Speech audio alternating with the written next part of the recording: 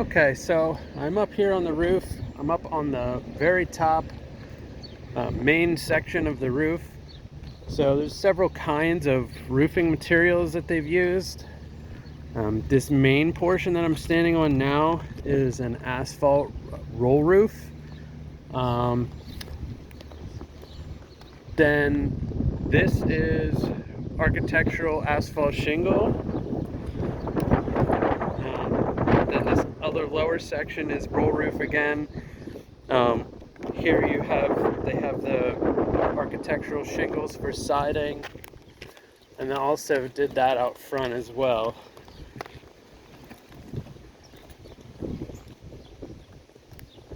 Well, you could call it siding or a very steeply pitched roof, but anyways, so there's that.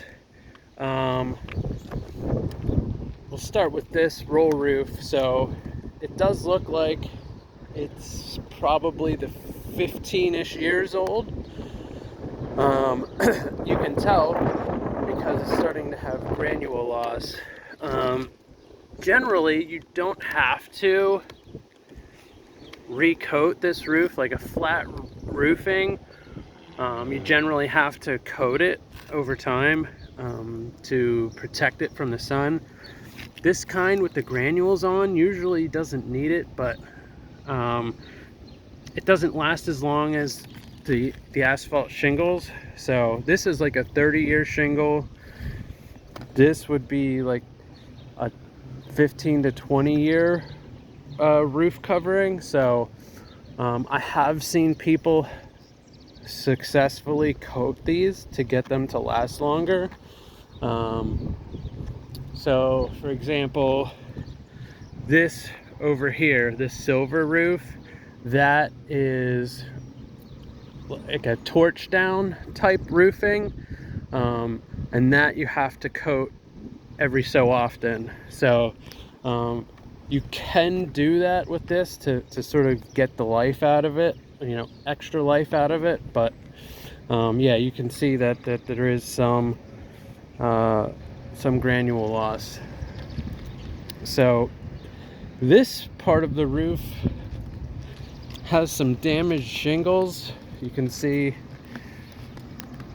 where the fiberglass is showing. Sort of the same thing. The granules come off, and then there's nothing to protect it from the sun. Here's another one. There's another one. So you also have exposed nails on the capping. That should be covered with caulking. I'm not sure why there was of course these guys are working here now. I'll go on the other side, see if I can show you. But there's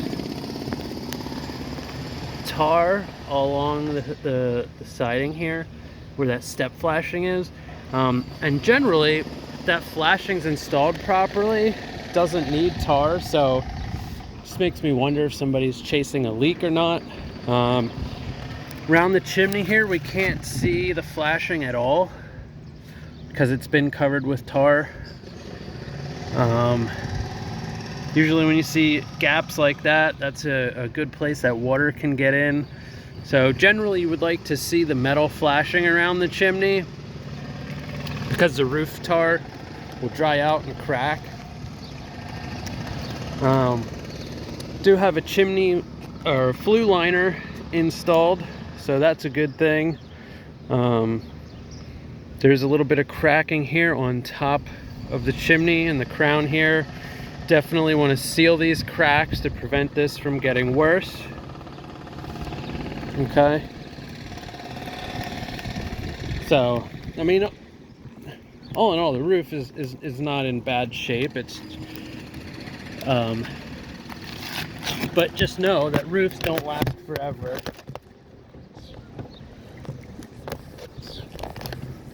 And this roof, like I said, is showing some signs of age. So down here, like I was saying, you can see more granule loss. Roofing tar was used to go around this. Again, could have water get in around there, so definitely got to keep an eye on that, keep that maintained. Any place that has roofing tar needs to be recoated. Roofing tar is actually shouldn't even be directly out in the sun. It's supposed to be coated with a silver coating. I wanted to mention this gap here. Now technically this is the neighbor's side. There's this piece right here. It's a metal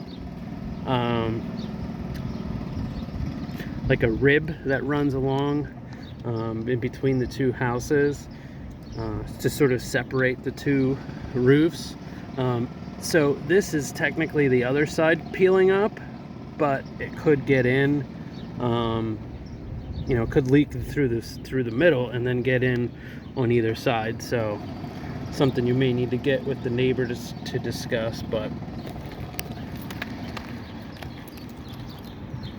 and then did notice that this gutter has got lots of granules in it. I can show you what it looks like.